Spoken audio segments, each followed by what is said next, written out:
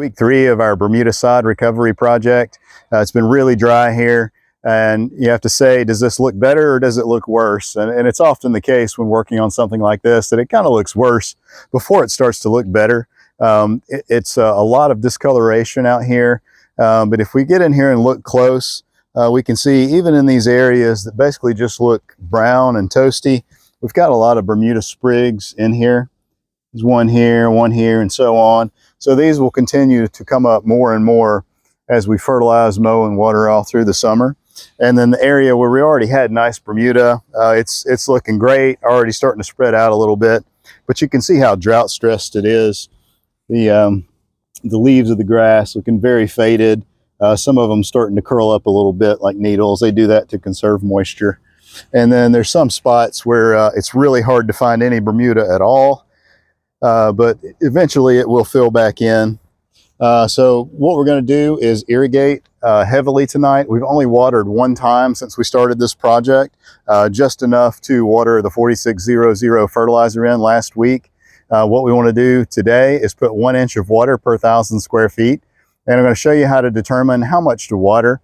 A simple test you can do at home using a bucket or anything like that. You check your flow rate per minute and let you know how many minutes you need to have your sprinkler on in each area. Got a 5-gallon bucket here, got our timer on this phone. We're going to run it for a minute and see how many gallons we get, and then it'll give us a good idea of how long we need to water in each location.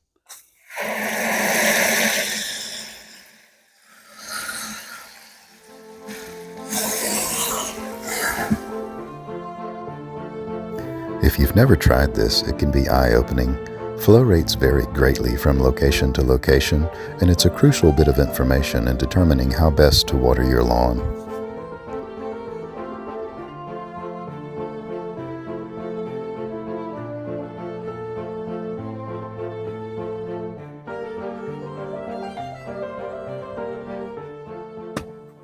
All right, there we are. So that's 60 seconds, and it looks like we've got this bucket right at about halfway full. So we're going to call that 2.5 gallons per minute. That's how much water we get through this hose. If your water pressure and volume is significantly higher, then it may matter what type of sprayer or sprinkler that you have on the end of it. But our water pressure here is relatively low. We sit up on a ridge, and so I don't think that this is limiting the amount of water at all in our case. So we have a 1,500 square foot lawn area that we're working on, and we need 1 inch of water per 1,000 square feet once a week. That's the recommended rate for turf grass, most turf grasses, definitely for Bermuda. And that is sort of addressing broad ideas of how to irrigate. In our case, we have turf that's in very poor condition, and we want maximal growth all through summer. So we may be irrigating more often than that, but since it's been so dry here, we're definitely going to do at least that 1 inch per 1,000 square feet. 1 inch of water may not sound like a lot, but it can quickly add up to a staggering amount, especially considering that the average lawn size in America is 10 to 11,000 square feet. Also remember that 1 inch of water is recommended every week. Now let's do a little math. So what does 1 inch of water per 1,000 square feet per week actually mean? Well, this number right here comes in handy for helping us figure that out.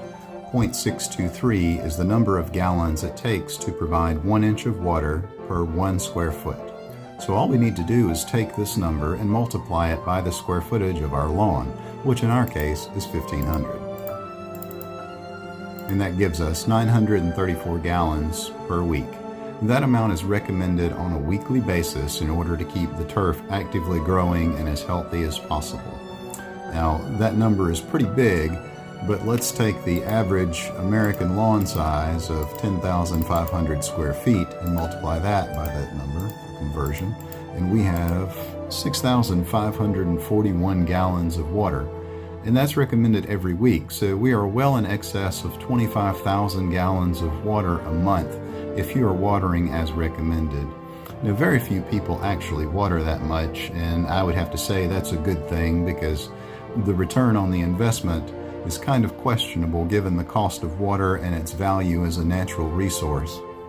So let's take our example of 2.5 gallons per minute flow rate and figure out how long we need to run our sprinklers in order to deliver. I'm just going to go for our lawn, round off to 900, and we're going to divide that 900 gallons divided by 2.5 gallons per minute. And that means we need to run that sprinkler for 360 minutes to provide that amount of water. And let's divide that 360 minutes by 60 minutes, and that's going to give us 6 hours, which is an awful long time to be sprinkling. So we'll probably not do that all at once. We'll probably space that out over the course of a week. And this is something to really think about if you want to irrigate your lawn. You have to look at this data and make a choice of, is it really worth it to you? And if your lawn is healthy and strong, it's possible to simply just let it go into drought dormancy. If there's a drought period during the summer, the turf will go off color. It'll lose some foliage, but if it's strong and has a good root system, it'll bounce back no problem when the weather gets milder. All right, guys, if you're still with me after the boring math part, then God bless you. Hopefully you learned something, and if there's any questions I can answer for you, please post them below. And don't forget, here we proudly support Vandelay Industries, importer and exporter of latex and latex-related goods. Have a good day.